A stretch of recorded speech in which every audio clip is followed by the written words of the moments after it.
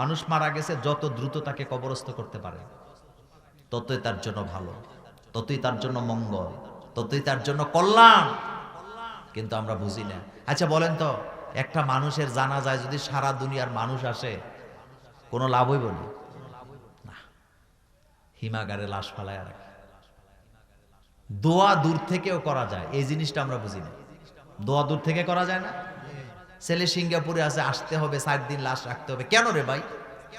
আপনি দাফন করে দেন, ছেলে ওখান থেকে দোয়া করবে, আল্লাহ তার দোয়া কবুল করবে। জানাজার কাছে আসতে হবে, ব্যাপারটা এমন না। আমরা জানাজায় যাই না? জানাজায় যাই। শোনেন, জানাজায় যাওয়া এটা কত সওয়াব আমরা কিন্তু জানি না, জানলেও গুরুত্ব দিই না। রাসূল বলেছেন, কোন ব্যক্তি যদি জানাজায় শরীক হয়, জানাজার 2টা অংশ। কয়টা অংশ? একটা হলো ওই যে যেটা আপনারা দোয়া করি আমরা, জানাজার নামাজ যেটা পড়ি। আরেকটা হলো দাফন কাফন। রাসূল বলেছেন, যে ব্যক্তি জানাজায় শরীক হবে, কেউ যদি জানাজার একটা অংশে শরীক হয়, সে 1 কেরাত সওয়াব পাবে। কেউ যদি 2টি অংশে শরীক হয়, সে 2 কেরাত সওয়াব পাবে। সাহাবায়ে কেরাম বলেন, হুজুর কেরাত কি জিনিস? এবার আল্লাহর নবী নিজের আঙ্গুল মোবারক দিয়া উহুদ পাহাড়ের দিকে দেখায় বলতেছে, ও সাহাবারা, এই উহুদ পাহাড়টা যদি স্বর্ণ হয়ে যায়, আর ওই স্বর্ণগুলার মালিক যদি কেউ হয়, আল্লাহর রাস্তায় পুরা স্বর্ণগুলা দান করে দিলে যত সওয়াব পাবে, জানাজার নামাজে দাঁড়াইলে আল্লাহ তারে অত সওয়াব দিয়ে দিবে। আমার কথায় কষ্ট পাইয়েন না, আমাদের দেশে জানাজাগুলো এখন হয়ে গেছে অনুষ্ঠান। জানাজায় দাঁড়ায় মানুষেরা কান্না করার কথা, মন খারাপ থাকার কথা, অথচ জানাজার লাশ সামনে নিয়ে হাসাহাসি করে। 6 মাস 1 বছর দেখা হয় না, ভাই সাহেব ভালো আছেন নি, দোস্ত কেমন আছো, খবর কি, বাচ্চা কাচ্চারা কি করে, হাসি তামাশা করে। আর জানাজার লাশ সামনে নিয়ে নেতারা ঘন্টার পর ঘন্টা বক্তৃতা দিয়ে সময় কাটায়, এমন জানাজা সমাজে আছে না? না, জানাজা পড়তে আইছেন, জানাজায় লাশের তাড়াতাড়ি দাফন হবে না ধীরে ধীরে হবে?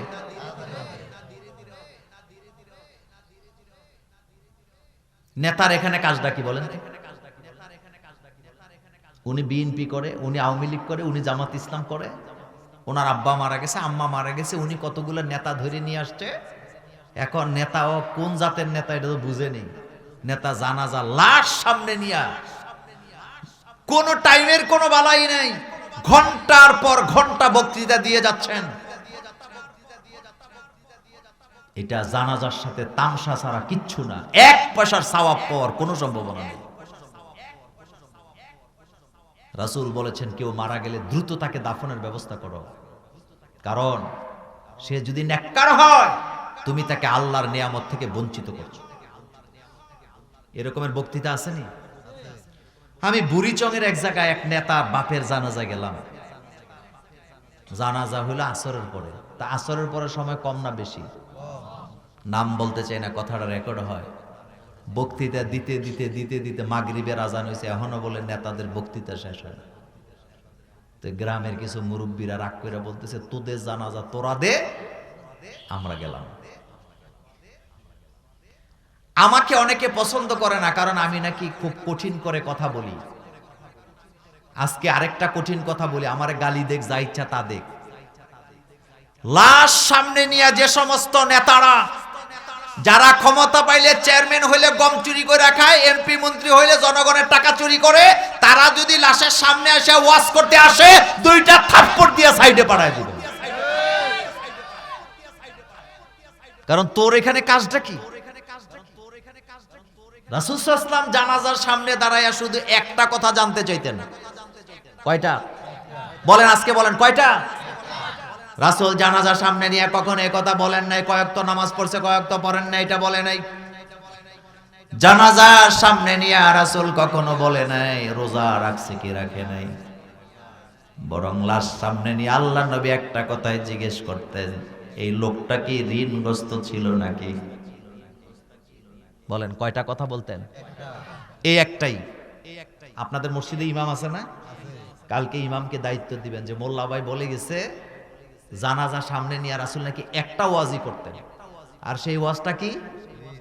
লোকটা কি ঋণগ্রস্ত ছিল নাকি? রাসূল সাল্লাল্লাহু আলাইহি ওয়াসাল্লাম ঋণগ্রস্ত ব্যক্তির জানাজা পড়তেন না ততক্ষণ, ঋণের দায়িত্ব কেউ নিতেন না যতক্ষণ, কারণ আল্লাহর নবী বলেছেন ঋণগ্রস্ত লোক নেক আমল করলেও জান্নাতে যেতে পারে না।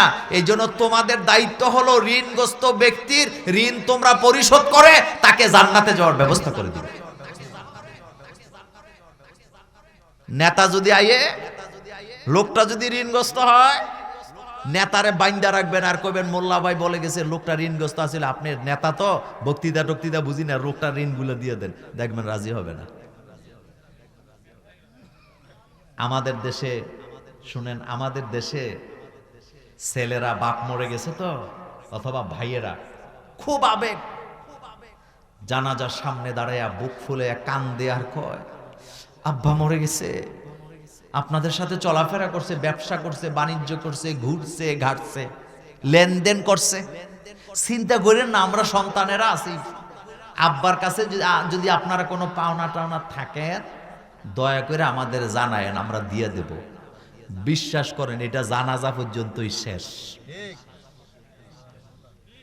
কথা কন না কেন? কথা কি সত্য বললাম? হেতে আবেগ দেখাইছে কদ্দুর।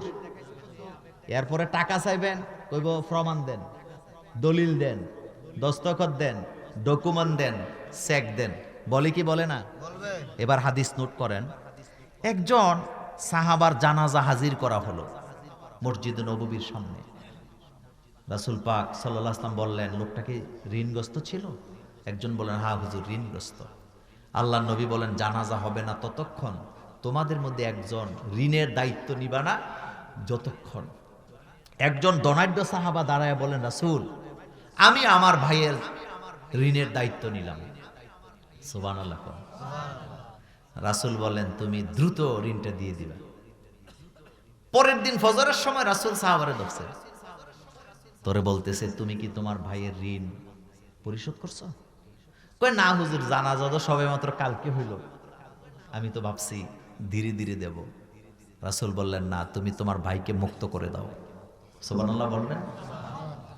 আসরের নামাজের সময় রাসূল লোকটাকে আবার পাইলেন, পাইয়া বলেন তুমি কি টাকা পরিশোধ করছো? কয় না হুজুর, টাকা তো আছে, দেব ভাবছি। রাসূল বললেন তুমিও যদি মরে যাও, সুবহানাল্লাহ কোন, তুমিও যদি মরে যাও তোমার ভাইকে জাহান্নাম থেকে কে মুক্ত করে? সাহাবা সাথে সাথে আসরের নামাজের পরে যে ঋণটা পরিশোধ করে দিলেন। মাগরিবের সময় আল্লাহ রাসূল তাকে বললেন তুমি তোমার ভাইকে জাহান্নাম থেকে মুক্ত করে জান্নাতে পাঠিয়ে দিয়েছো। মুসলিম ভাইয়ের ঋণ পরিশোধ করে জান্নাতে পাঠায়, আর আমার আব্বা আমার ভাই ঋণগ্রস্ত, ওই জানাজার যদ্দুর বলছে পাইলে আর কাজ যে কত রকম, মহিলা মারা গেছে তাও জিগায় ফানা দেনা আছেন নাকি, মানে আবেগে উতরাইয়া উঠছে আর কি, এরকম আসেনি? খবরদার এই কাজগুলো করবেন না। জানাজা পড়বেন, মানুষ মারা গেছে যত দ্রুত তাকে কবরস্থ করতে পারে ততই তার জন্য ভালো, ততই তার জন্য মঙ্গল, ততই তার জন্য কল্যাণ। কিন্তু আমরা বুঝি না। আচ্ছা বলেন তো, একটা মানুষের জানাজায় যদি সারা দুনিয়ার মানুষ আসে কোনো লাভ হইব না? হিমাগারে লাশ ফালায় রাখে। দোয়া দূর থেকেও করা যায়, এই জিনিসটা আমরা বুঝি না। দোয়া দূর থেকে করা যায় না? ছেলে সিঙ্গাপুরে আছে, আসতে হবে 4 দিন লাশ রাখতে হবে, কেন রে ভাই? আপনি দাফন করে দেন, ছেলে ওখান থেকে দোয়া করবে, আল্লাহ তার দোয়া কবুল করবে। জানাজার কাছে আসতে হবে, ব্যাপারটা এমন না। কিন্তু ওই যেই কথা থেকে আমি কথাটা বলছিলাম, জানাজার নামাজগুলো হয়ে গেছে, এখন আনন্দ মিছিল। আইয়া ভাই সাহেব ভালো আছেন নি? কি অবস্থা, ছেলে মেয়ে কি করে, লেখাপড়া কি অবস্থা, অনেকদিন দেখা হয় না। আরে তো জানাজার মধ্যে এগুলা কইতে আপনি আসছেন? জানাজার লাশ সামনে নিয়া পাশে চেয়ারে বইসা হাইসা হাইসা কথা বলে, এরকম দৃশ্য আপনারা দেখছেন নাকি? দেখেন নাই তো তুমি এনে হাসাহাসি করার জন্য আসছো? মানুষ মরে গেছে, এটা হাসির জায়গা? এই কারবারগুলো আমাদের সমাজে চলে নাকি চলে না? চলে। আপনি একটা মানুষকে বিদায় দিতে আসছেন, তার সাথে জীবনে আর কোনোদিন আপনার দেখা হবে না। রাসূল সাল্লাল্লাহু আলাইহি ওয়াসাল্লাম ইন্তেকাল করলেন, হযরতে ওমর বিশ্বাসই করে নাই। বিশ্বাস করছে? করে নাই। কান্না করতেছে গড়ায় গড়ায়। হযরতে আবু বকর সিদ্দিক রাদিয়াল্লাহু তাআলা আনহু এসে আয়াত শোনাচ্ছেন, ওমা মুহাম্মাদুন, আয়াত শোনাচ্ছেন, কাদ খালাত মির রাসূল আল ইয়াওমা আকমালতু লাকুম দীনাকুম। আয়াত শোনাচ্ছেন মুহাম্মদ সাল্লাল্লাহু আলাইহি ওয়াসাল্লাম একজন আল্লাহর রাসূল, তিনাকেও আল্লাহর কাছে যেতে হবে। ওমর তুমি কান্না বন্ধ করো। রাসূলের বিদায়ে কোনো জানাজা হয়েছিল না। জানাজা হয়েছে না ব্যাপারটা এরকম না। রাসূলের তো জানাজা পড়বে কিয়ামত পর্যন্ত, ঠিক কি না? আপনারা সালাম দেন না মদিনাতে যাইয়া? রাসূল সাল্লাল্লাহু আলাইহি ওয়াসাল্লামের সামনে দাঁড়িয়ে ইমামতি করতে পারে এমন যোগ্যতা ক্ষমতা আল্লাহ কাউকে দেন নাই। রাসূল রওজা মুবারকে আছেন, কিয়ামত পর্যন্ত উম্মতেরা তাকে কি দিবে? সালাম দিবে। রাসূলের জানাজা তো এখনো চলছে, আমরা সালাম দিচ্ছি। পৃথিবীতে আর কোনো কবরের সামনে যে এভাবে সালাম দেওয়া হয়? একমাত্র রাসূলুল্লাহ রওজার সামনে। সুবহানাল্লাহ কোন? কিয়ামত পর্যন্ত এটা কি চলবে। আপনি যান সেখানে সালাম দিবেন। আমি যখন জীবনে প্রথম সেখানে গেছি অনেক কিছুই বুঝতাম না। হাজীদেরকে দেখতাম ওখানে মোনাজাত ধরতে চায়, পুলিশেরা হাত ধরে মানে সামনে নিয়ে বের করে দেয়। কথা সত্য নেই? সত্য। তো কথা বলতেছিলাম, জানাজায় যাবেন, কত ব্যস্ততা আমাদের। আমার পাড়ার লোক মরে গেছে, অথচ আমি জানাজায় যেতে পারি না। আল্লাহ যেন আমাদেরকে সহি বুঝ দান করেন, আমরা বলি আমিন। আসেন আমরা কোরআনুল কারীমের আলোচনায় চলে যাব ইনশাআল্লাহ। আমার ভাইয়েরা, আজকে ডিসেম্বরের কয় তারিখ? তার মানে একটা বছরের শেষ পর্যায়ে আমরা আছি। 3-4টি পয়েন্টের উপরে আমি কথা বলবো ইনশাআল্লাহ। প্রথমে যে কথাটা বলবো সেটি হচ্ছে, এই পৃথিবীতে ইসলামের জোয়ার উঠেছে। ইসলামের বিজয় হবে শুধু বাংলাদেশ নয়, ভারত সহ সারা পৃথিবীতে অচিরে ইসলামের বিজয় হবে ইনশাআল্লাহ। এক কথায় যদি বলি, আগামী শতাব্দী হবে ইসলামের শতাব্দী। সবাই মাথা নত করবে ইসলামের কাছে। আমার বাংলাদেশও হবে ইনশাআল্লাহ। দেখছেন না, তারেক জিয়া বাংলাদেশে আসছে, প্রথম দিনের বক্তৃতায় কি বলছেন? অনেক কথাই তো বলছে, একটা কথা বলি। একটা কথা তিনি বলেছেন যে আগামীতে যারা বাংলাদেশকে সরকার গঠন করবে তারা রাসূলুল্লাহর আদর্শে ন্যায় প্রতিষ্ঠার জন্য কাজ করবে। কার আদর্শে? কথা কয় না। কার আদর্শে? মুহাম্মদ সাল্লাল্লাহু আলাইহি ওয়াসাল্লামের আদর্শে, রাসূলুল্লাহর আদর্শে।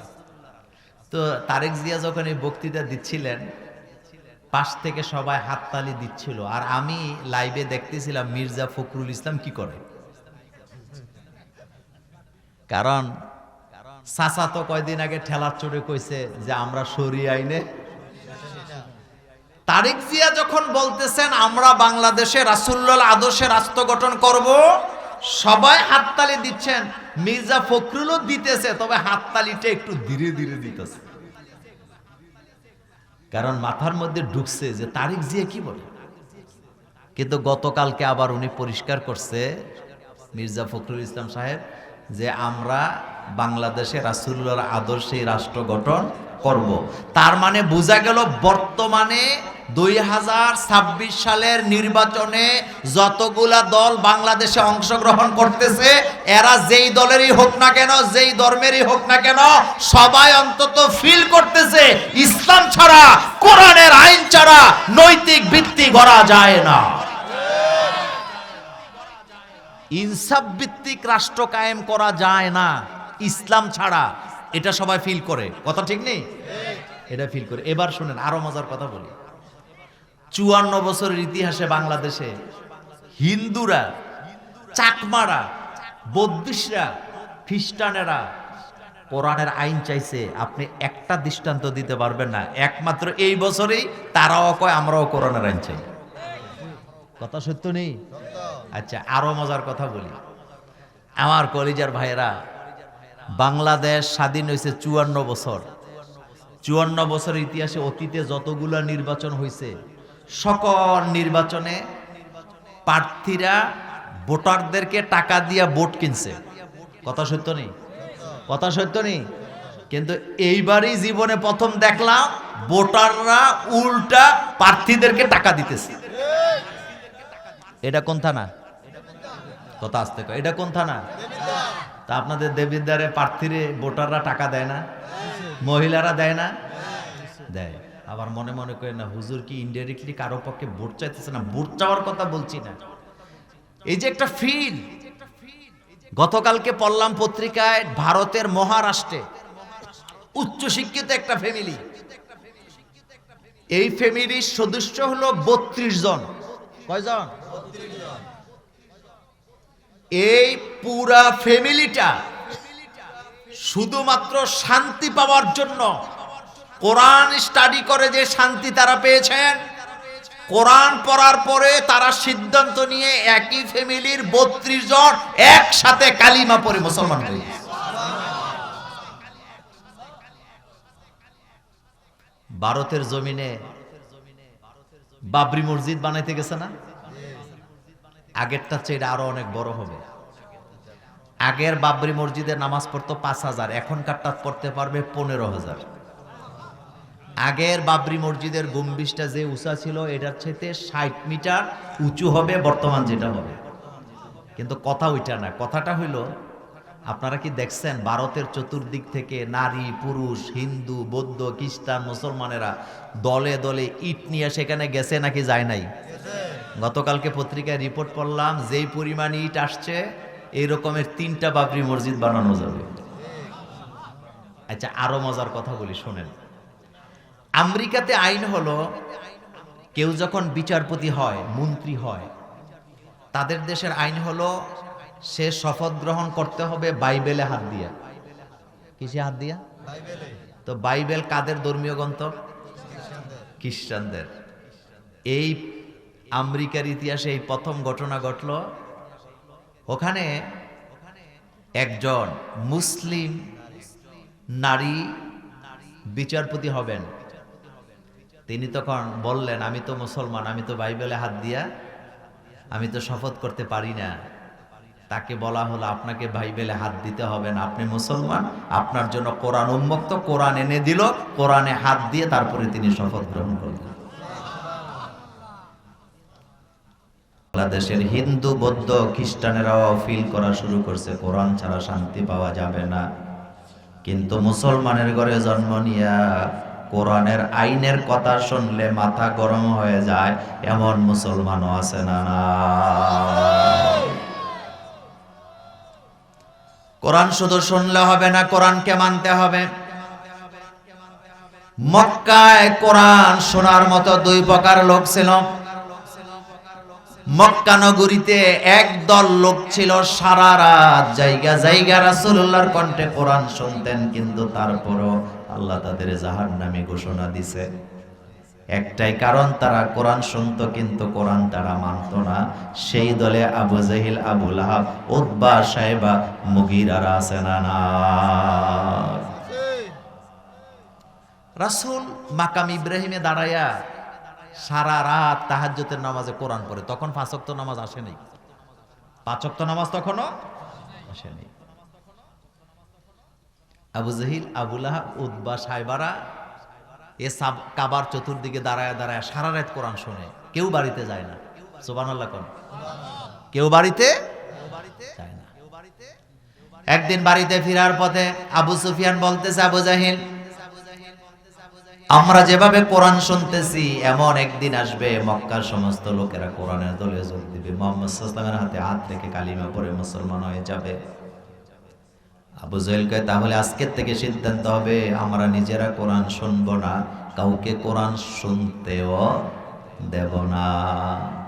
وقال الذين كفروا لا تسمعوا لهذا القرآن, তারা বললেন আগামী দিন থেকে আমরা নিজেরাও শুনবো না আর আমরা কাউকে কোরআন শুনতেও দেব না। যার যার বাড়িতে যে ঘুমায় আছে, আবু সুফিয়ান বলে আমার ঘুম আসে না, কারণ আমার নেশা, আমার মগজ পড়ে আছে কাবার করে মোহাম্মদ সাল্লাল্লাহু আলাইহি ওয়াসাল্লামের কণ্ঠের মধুর তেলাওয়াতে। আবু সুফিয়ান মনে মনে কয় আজকে তো কেউ আসবে না, আমি একা একা যাই, আবু জাহিল তো আসবে না। আবু সুফিয়ান মুহাম্মদ সাল্লাল্লাহু আলাইহি ওয়াসাল্লামের কণ্ঠে কোরআন শোনার জন্য গেলেন, দাঁড়ায় দাঁড়ায় কোরআন শুনতেছে। আবু জাহিল একই চিন্তায় সেখানে গেলেন, আবু লাহাবও গেলেন, উতবাও গেলেন, সাইবাও গেলেন, মুগিরাও গেলেন, উমাইয়াও গেলেন।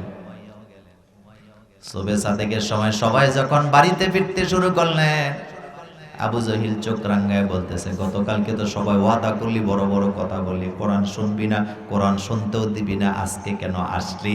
এবার আবু সুফিয়ান মুস্কি হাসি দিয়ে কয় কথা বইলা লাভ নাই, আমার মন সাক্ষী দেয় এই কোরআন একদিন সারা দুনিয়া দখল করবে। মক্কা বিজয়ের পরে আবু সুফিয়ান কালিমা পরে মুসলমান হলো। মক্কা বিজয়ের আগে আবু সুফিয়ান আল্লাহ নবীকে যত কষ্ট দিছে, নবীজি কোনোদিন তাকে খোঁটাও দেয় না, একটা কথাও বলে নাই। সহিহ মুসলিমের হাদিসে আসছে আল্লাহর নবী বলেছেন কোন ব্যক্তিকে অতীতের অপরাধের জন্য তাকে খোঁটা দিয়া কথা বলবা না, কারণ হতে পারে অতীতের জন্য আল্লাহর কাছে তাওবা করছে আর আল্লাহ তার তাওবা কবুল করে তাকে মাফ করে দিয়েছে। একটা কথা বলি, মনে রাখবেন, কোন ব্যক্তি আগে খারাপ ছিল, এখন ভালো হয়ে গেছে, আগে বেনামাজি ছিল, এখন নামাজি হইছে, অতীতের জন্য যদি আপনি তাকে খোঁটা দেন, তুই তো আগে খারাপ আছিলি, তাহলে আপনি কবিরা গুনায় পড়বেন, ওই ব্যক্তির কিছু হবে না। আল্লাহ রাসূল বলেছেন কোন ব্যক্তিকে অতীতের জন্য খোঁটা দিয়ে কথা বইল না, কারণ হতে পারে তার তাওবা আল্লাহর কাছে কবুল হয়ে গেছে, আল্লাহ তার এমন ভাবে মাফ করে দিয়েছে যেন সে গুনাহই করে নাই। আর 2 নম্বরে নবীজি বলেছেন খবরদার, যে ব্যক্তি মারা গেছে মৃত ব্যক্তিকে নিয়ে কোনো সমালোচনা করবা না, কারণ সে তার নিজের আমল নিয়ে আল্লাহর কাছে চলে গেছে। আমার কলিজার ভাইয়েরা, অথচ সমাজে কিছু লোক আছে মানুষ মরার পরে, মরার আগে তার ভয়েতে কেউ কিছু বলে না, কিন্তু মরার পরে তারে নিয়ে সমালোচনা করে। এমন সমালোচক আমাদের সমাজে আছে না?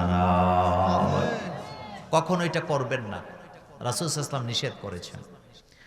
তো আজকে আপনাদের জন্য যেই কথাটা এখন গুরুত্বপূর্ণ আমার সামনে, সেটি হলো 2025 সাল আমাদের কাছ থেকে বিদায় নিচ্ছে, আগমন করতেছে কত সাল? মনোযোগ আছে নি?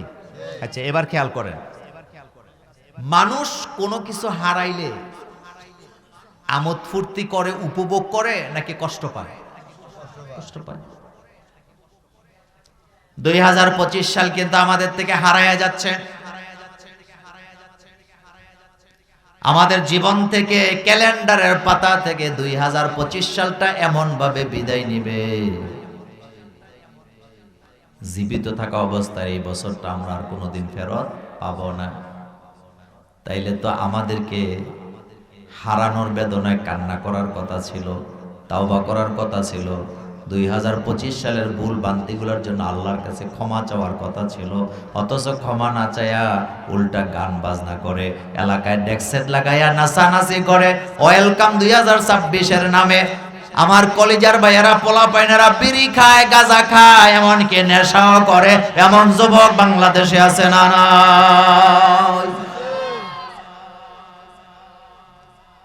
এগুলি ইহুদিদের কালচার। নবীজি বলেছেন যার সাথে যার মহব্বত তার সাথে তার হাসর। আল্লাহর নবী আমাদেরকে সতর্ক করেছেন, খবরদার ইহুদিরা যা করে তোমরা তার বিপরীত করবা। যেমন নবীজি বলেছে ইহুদিরা দাড়ি চুল সাদা রাখে, তোমরা সাদা রাখবা না, এটাকে আরেকটা কালার করে দিবা। ইহুদিরা জুতা পায়ে দিয়ে নামাজ পড়াকে গুনাহ মনে করে, তোমাদের জুতার মধ্যে যদি কোনো নাপাকি না থাকে তোমরা জুতা পায়ে দিয়ে নামাজে দাঁড়ায় যাও।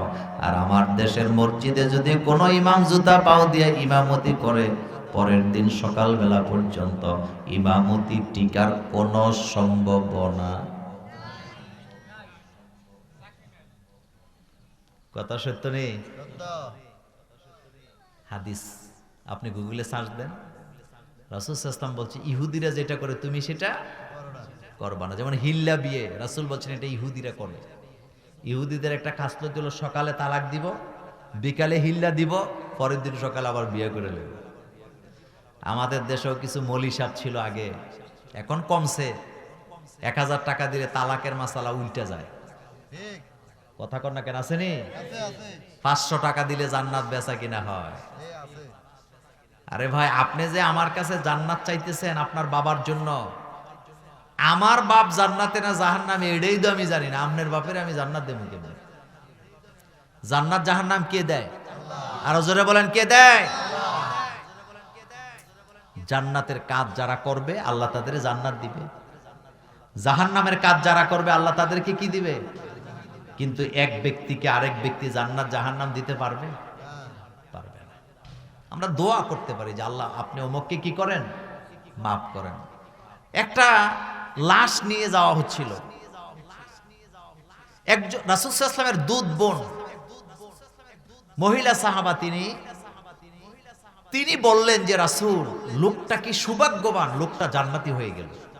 ঠিক এভাবে বললেন, রাসূল লোকটা কি সৌভাগ্যবান, লোকটা তো জান্নাতি হয়ে গেল।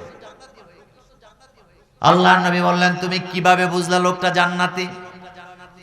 মহিলা সাহাবা বললেন হুজুর আমি আন্দাজ করে বলেছি। নবীজি বলেন আন্দাজে কথা বলা মুমিনের কোনো কাজ হতে পারে না। এবার মহিলা সাহাবা বললেন রাসূল আমি কি বলবো? আল্লাহর নবী বললেন তুমি বলো আল্লাহ যেন লোকটাকে জান্নাত দিয়ে দেয়, কারণ জান্নাতের মালিকানা কার? হযরত লোকমান হাকিম তিনি তার ছেলেকে নসিহত করতেছেন, ইয়া বুনাইয়া লা তুসাইর খদ্দাকা লিন্নাস, তুমি মানুষকে কখনো নিচু চোখে দেখবা না। সুবহানাল্লাহ কোন? কি চোখে দেখবা না? নিচু চোখে দেখবা না। কিন্তু আমরা কিন্তু দেখি, আমরা খোটা দেই, অমুকের বাপ রাজমিস্ত্রি, অমুকের চাচা জেলে, অমুকের বাপ জেলে, অমুকের বাবা কৃষক, অমুকের বাবা রিক্সাওয়ালা, এরকমের নিচু করে মানুষকে কথা বলে, এই রকমের লোক আমাদের রামপুর এলাকায় নেই। আমার কলেজের ভাইয়েরা কথাগুলা মনোযোগ দিয়ে মনে রাখবেন, শুধু শুনলে হবে না। এই পৃথিবীতে আগমনকারী সমস্ত মানুষের মধ্যে নবীরা ছিল আল্লাহর কাছে সবচেয়ে বেশি সম্মানিত। আল্লাহ যদি চাইতেন নবীদেরকে খানকা বানায়া তোষকের উপরে বসায়া মান্না সালোয়া পাঠায় পাঠায় খাওয়াইতে পারতেন, অথবা আল্লাহ যদি চাইতেন প্রত্যেক নবীকে একটা করে আলিশান রুম বানায় দিতে পারতেন, আর উম্মতের আইনা খাবার নবীদেরকে পৌঁছায় দিতে পারতেন। কিন্তু আল্লাহ রাব্বুল আলামিন একজন নবীকে ওই পদ্ধতিতে খাওয়াই নাই। দুনিয়াতে আগমনকারী প্রত্যেকটা নবী কর্ম করে খেয়েছেন। সকল নবীদের একটা করে কর্ম আছে না?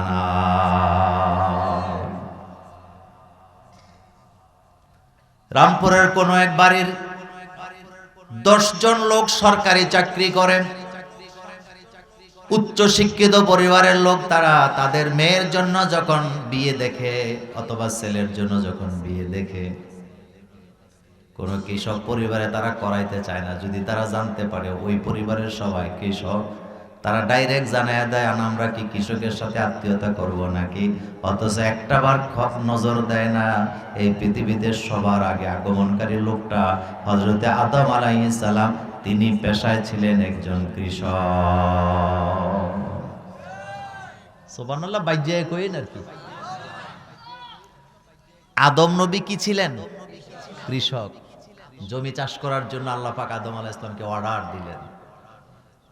আবুল বাশার, পৃথিবীতে যত মন্ত্রী মিনিস্টার বলেন, উপদেষ্টা বলেন, শিক্ষিত বলেন, অশিক্ষিত বলেন, পাইলট বলেন, সেনাপ্রধান বলেন, সবাই তো আদমের সন্তান।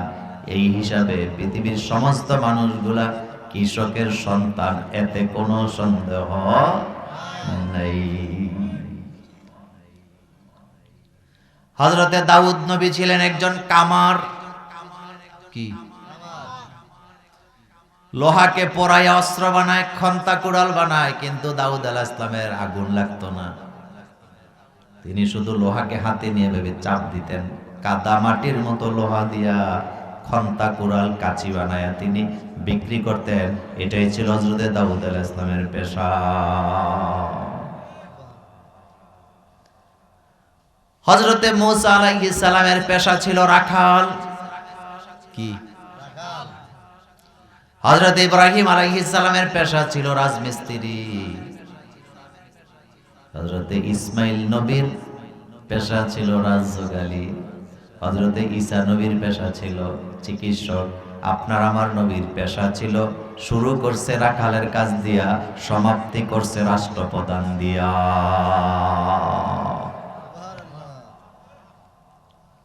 আমার নবী শুরু করছে রাখালের কাজ দিয়া খাদিজার বাড়িতে।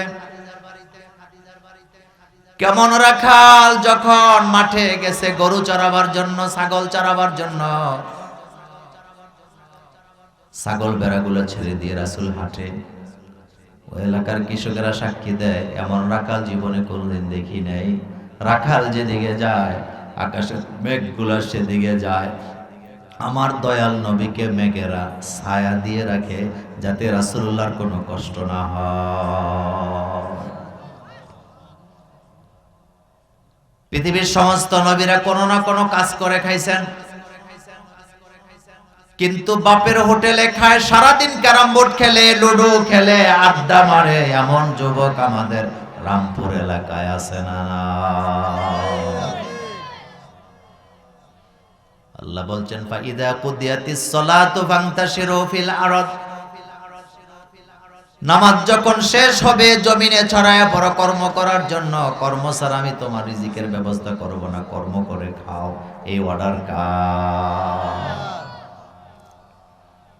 যেই জাতি বসে বসে খায় সেই জাতি ধ্বংস, সেই জাতির জীবনে কোনো বরকত থাকে না। আপনার আমার নবী ইহুদের বাড়িতে পর্যন্ত পানি উঠানোর কাজ করছে মুহাম্মদ সাল্লাল্লাহু আলাইহি ওয়াসাল্লাম। সুবহানাল্লাহ বলেন। খালি জিলাপি খাইলে হবে? রাসূলের কথা বললা জিলাপি খাইলে হবে? কথা বুঝতে হবে। বিশ্ব নবী রাহমাতুল লিল আলামিন, তো ইহুদের বাড়িতে পানি উঠানোর কাজ কেন করেন? এটা দিয়ে রাসূল আমাদেরকে শিখিয়ে গেছে, কোন কর্মকে ছোট করে দেখার কোনো সুযোগ নাই, আর কোন মানুষকে ছোট নজরে দেখা যাবে না। যে যাই কাজ করে যদি সেটা হালাল হয় সেই কাজ করো। রিকশা চালায় খায়, কাজকে আপনি ঘৃণা করতে পারবেন না, কারণ এটা হালাল। জুতাও যদি সেলাই করে সেটাও হালাল। কিন্তু যারা দুর্নীতি করে, চুরি করে, তারাই তো লজ্জা পাওয়ার কথা, কারণ তার কাজটা হারাম। সুদে টাকা লাগায় এমন লোক আমাদের এই গ্রামে নাই। তো এটা না লজ্জা পাওয়ার কথা, এতে হারাম খায়। বলেন কি খায়? এক কথা যদি বলে যারা হারাম খায় তারা লজ্জা পাবে, হালাল যারা খায় তাদের লজ্জা নাই, কারণ তারা তো কর্ম করে খায়। অথচ আমার বাংলাদেশে যারা হারাম খায় তারা বৈশা বৈশা ভুঁড়ি বানায় আর নিজেদেরকে সম্মানিত মনে করে। এমন হারামখোর সমাজে সমাজে আছে না? না, যারা কর্ম করে তাদের হাত দেখেন, রাসূল বলেছেন কৃষকের হাত জান্নাতি হাত। সুবহানাল্লাহ। রাসূল বলেছেন কৃষকের হাত জান্নাতি হাত। মসজিদে নববীতে রাসূল তখন প্রেসিডেন্ট, একজন কৃষক আসছে রাসূলের সাথে দেখা করার জন্য। রাসূলের সাথে সে হাত মিলালেন। আল্লাহ নবী জিজ্ঞেস করলেন, তুমি কি করো? বললেন, রাসূল আমি কৃষি কাজ করি, মাটি কাটি। রাসূল হাতটাকে উপরের দিকে উঠাইয়া সাহাবাদের সামনে তাকে কি মর্যাদা দিলেন। রাসূল বললেন, ও মসজিদে নববীর লোকেরা, এই হাতের দিকে তাকাও, এই হাত জান্নাতি হাত। বলেন এই হাত কি হাত? জান্নাতি হাত। এই কথাটা আমি এই জায়গায় এইভাবে সমাপ্তি করব। কোনোদিন মানুষকে আমরা ছোট নজরে দেখব না। আমি দেখব তার পেশাটা হালাল কিনা। সুবহানাল্লাহ কোন। আমি দেখব তার পেশাটা। আমি জীবনে যত দেশ ঘুরছি, ম্যাক্সিমাম দেশে দেখছি মানুষেরা নিজের বোঝা নিজে বহন করে এয়ারপোর্টে বা রেল স্টেশনে। শুধুমাত্র বাংলাদেশ, অফিসারের অভাব নেই, মাদায়া বাজারে নামছে, নিজের ব্যাগটাও নিজে আনে না, ওই খুঁজতেছে কারে জাকাত ফেতরা দিছে, এরকম একজনের বিচারে। কথা সত্য নেই? এরপরে দেখা ডাক দেয়, বোঝাটা লো না লইলে কয়দিন আগে না তারে জাকাতের টাকা দিতাম, এখন তো আমার একটু ব্যাগটাও তো ধরলো না। এরকমের জমিদারি আমার দেশে আসেনি? আল্লাহ যেন এই ফিতনা থেকে আমাদেরকে হেফাজত করে, আমরা বলি আমিন। আমার দেশে দান কইরা খোটা দেয় এরকমের দানবীর আসেনি? আল্লাহ বলতেছেন কাউলুম মারুফুন মাগফিরাতুন খায়রুম মিন সাদাকা ইয়াতবাউহা আযান। আল্লাহ বলছেন ওই দান, যেই দানের পরে খোটা দেওয়া হয়, মানুষকে কষ্ট দেওয়া হয়, এই দানের চাইতে যে ব্যক্তি মিষ্টি ভাষায় মানুষের সাথে কথা বলে, ওই কথাটার মর্যাদা আল্লাহর কাছে সবচেয়ে বেশি। একটা মানুষ আছে, তার কাছে টাকা নাই, কিন্তু মানুষের সাথে মিষ্টি ভাষায় কি বলে? কথা বলে। আরেকজন টাকা দেয়, খোটাও দেয়, এরকম আসেনি? আত্মীয় স্বজনরে জাকাতের টাকা দিয়ে খোটা দেয়, দান কইরা খোটা দেয়, লুঙ্গি কিনা খোটা দেয়। আবার কিছু কিছু পণ্ডিত আছে, একটা লোক, একটা ছেলে বা মেয়ের বাপ মারা গেছে ছোটবেলা, তো জাকাত ফেতরা কিছু দিছে বা দুই এক বেলা একটা জামা কিনে দিছে বা দুইটা বই কিনে দিছে, এখন সারা জীবন বইলা বইলা বেড়ায়, তারে তো আমরা না লেখাপড়া করাইছি। কথা সত্য নেই? অথচ দিছে জীবনে কয়বার? একবার। আপনি ম্যাক্সিমাম ক্ষেত্রে এটা পাবেন, দিছে কিন্তু একবার দুইবার। আর এখন বইলা বেড়া আমরা না পড়াইছি, আমরা না দিচ্ছি। আল্লাহ পাক বলছেন তোমার এই কথা মূল্য আমার কাছে নাই, তুমি যে দান করছো এই দানের মূল্য আমার কাছে নাই, কিন্তু আমার যেই বান্দা মানুষের সাথে মিষ্টি ভাষায় কথা বলে, ওই কথাটাকে আমি আল্লাহ সদাকার চাইতে আরো বেশি সওয়াব দান করেছি। রাসূল কারীম সাল্লাল্লাহু আলাইহি সাল্লাম বসে আছে, আবু জাহিলের কাছে একজন ভিক্ষুক আসছে। আবু জাহিল দেওয়ার মতো তৌফিক আছে কিন্তু দিবে না। তার চিন্তা হইলো মুহাম্মদ সাল্লাল্লাহু আলাইহি ওয়াসাল্লামের একটু ছোট করা যায় কিনা। তো মুহাম্মদ সাল্লাল্লাহু আলাইহি ওয়াসাল্লামকে বড় করছে কে? আবু জাহিল ছোট করতে পারবে? এখন আবু জাহিল কয় শোনো, আমার কাছে চাই লাভ নাই, ওই দেখছো নি মুহাম্মদ সাল্লাল্লাহু আলাইহি ওয়াসাল্লাম বসে আছে, যাও যাও যাও, ও নাকি দয়াল নবী, যাও দিবে। কথা বুঝেননি? ভিক্ষুক তো আর বুঝে নাই, সে গেছে রাসূলের দরবারে, রাসূলের কাছে দেওয়ার মতো তেমন কিছু ছিল না। এখন আবু জাহিল তাকায় আছে কি করে। আল্লাহ নবীর কাছে যখন গেলেন, ভিক্ষুক সহজ সরল ভাবে বললেন, মুহাম্মদ সাল্লাল্লাহু আলাইহি ওয়াসাল্লাম আবু জাহিল আপনার কাছে পাঠাইছে, আপনি নাকি আমারে কিছু দিবেন।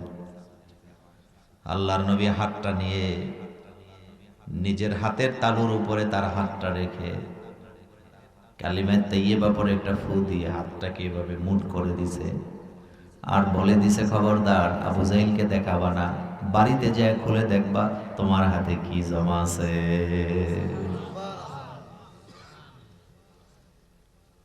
লোকটা হাতটা এভাবে মুট করে চলে যাচ্ছে, আবু জাহিলের সামনে যখন গেছে দাবরায় দৌড়াকে, আবু জাহিল মুহাম্মদ সাল্লাল্লাহু আলাইহি ওয়াসাল্লাম তোমারে কি দিছে দেখাও। ভিক্ষুক কয় না দেখাবো না, রাসূল নিষেধ করছে। কয় দেখাবি তুই, দেখাবে তোর আব্বাও দেখাবে। এখন তার কিউরিসিটি জাগছে যে আমি দেখবই তোর হাতে কি। আর কলিজার ভাইয়ারা, যখন জোর করে আবু জাহিল ভিক্ষুকের হাতটা খুললেন, খোলার পরে তাকায় দেখে হাতের মধ্যে দিনার দেখা যায়।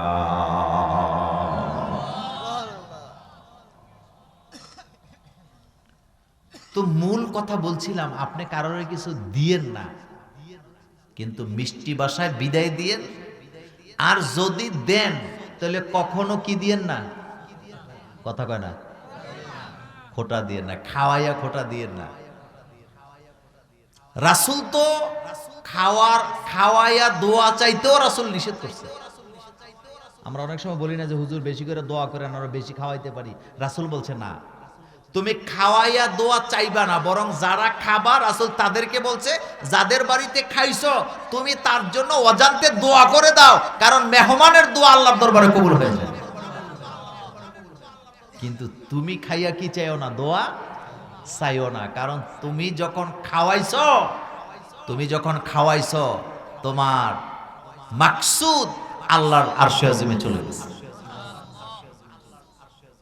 এই জন্য কখনো মেহমানকে খাওয়াইয়া পরিশ্রম করাইবেন না।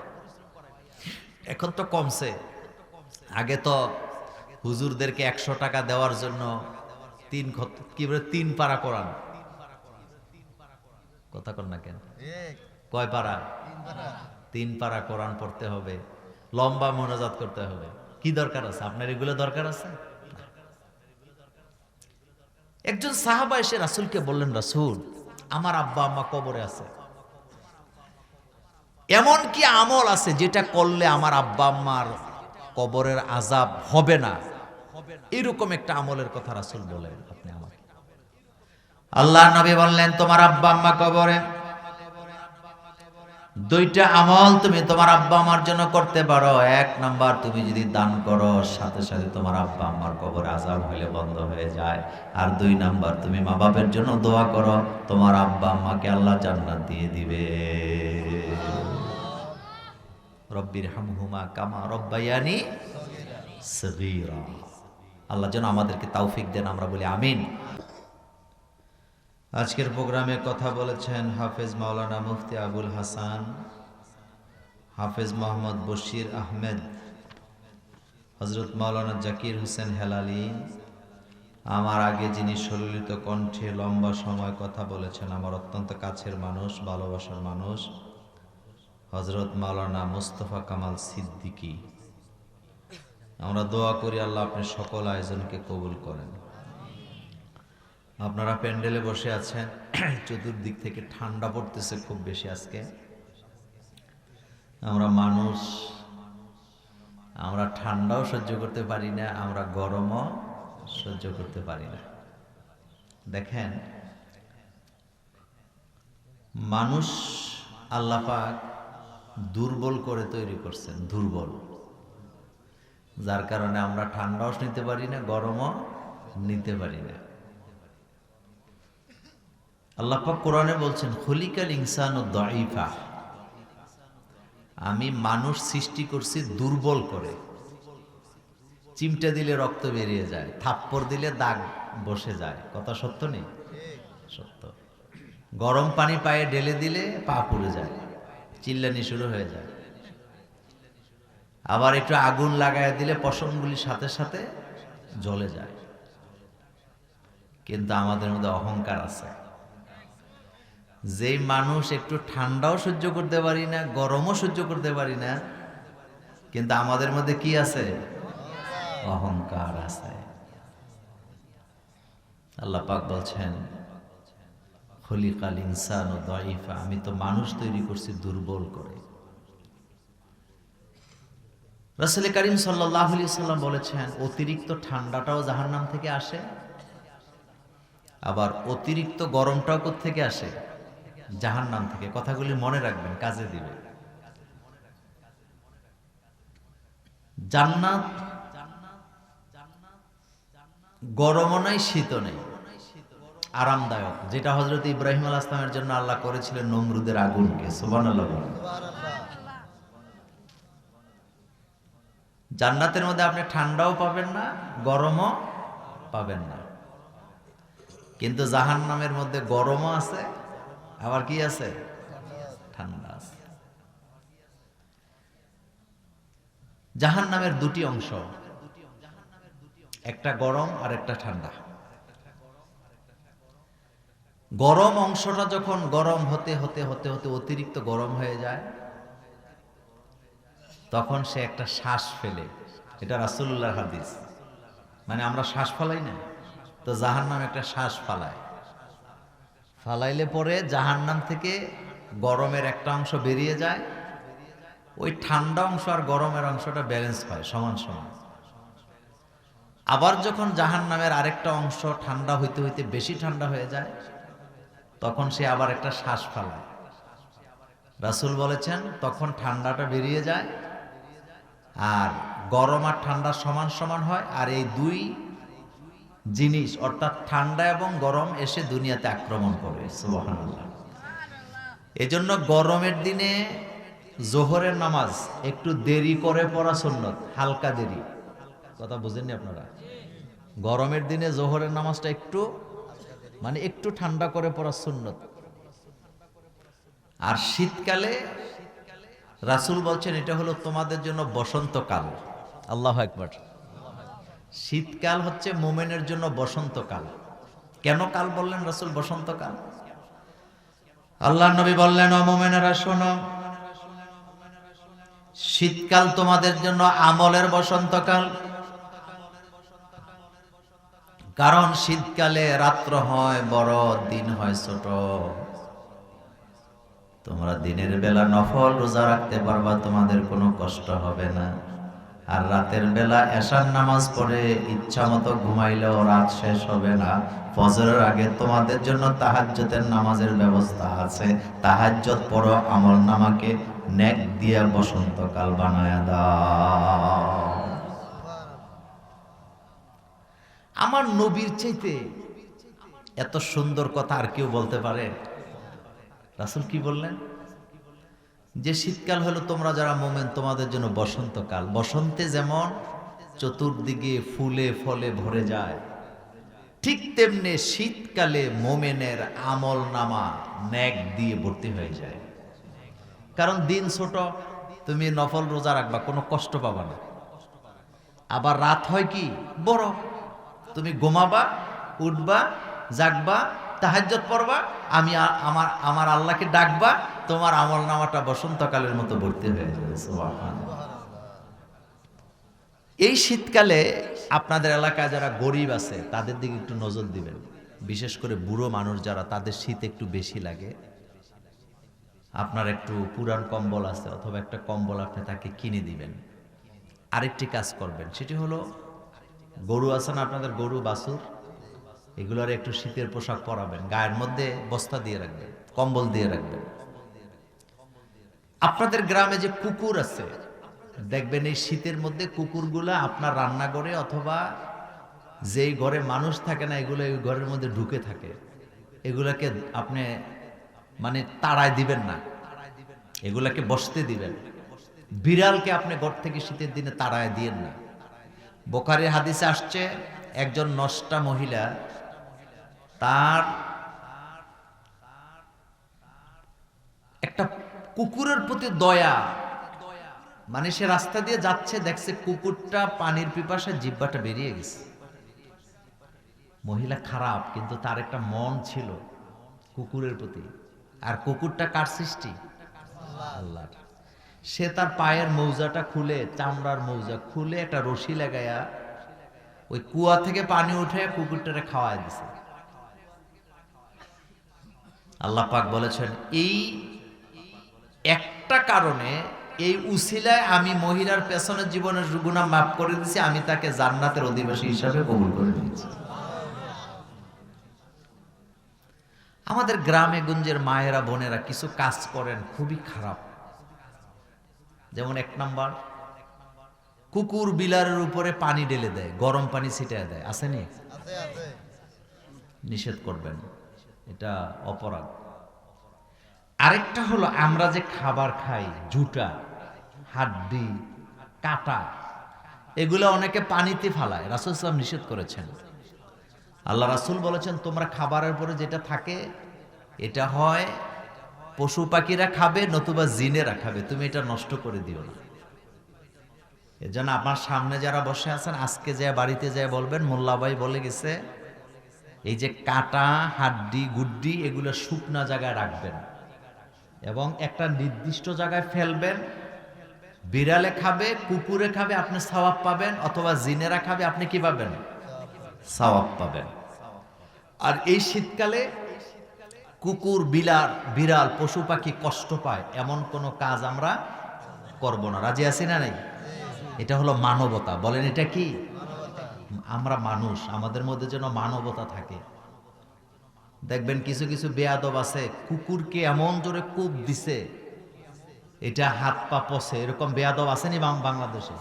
তো তারও একটা হাত পা এরকম কাইটা দেওয়া দরকার ছিল। এই জিনিস, তারও একটা জীবন আছে, কুকুরের একটা জীবন আছে না? তা আপনি তারা কষ্ট দিবেন কেন? এরপরে গ্রামে কিছু লোক আছে নিজের হালের গরুরে নিজে পিড়াইতো, এখন তার হাল নাই, আছে তো আপনি এটা পিড়াইতেছেন কেন? এটা কি কথা বলতে পারে? পারে না। প্রত্যেক নবীদের গবাদি পশু ছিল, সুবহানাল্লাহ। প্রত্যেক নবীদের কি ছিল? গবাদি পশু ছিল। কারো উট ছিল, কারো ঘোড়া ছিল, কারো গাধা ছিল, গাধাই বেশি ছিল। এই পয়েন্টটা আমি এখানে শেষ করতে চাই। শীতের দিন আমরা যেন মানুষের জন্য কাজ করি, মানবতার কল্যাণে যেন আমরা কাজ করি। আল্লাহ আমাদেরকে কবুল করুক, আমরা বলি আমিন।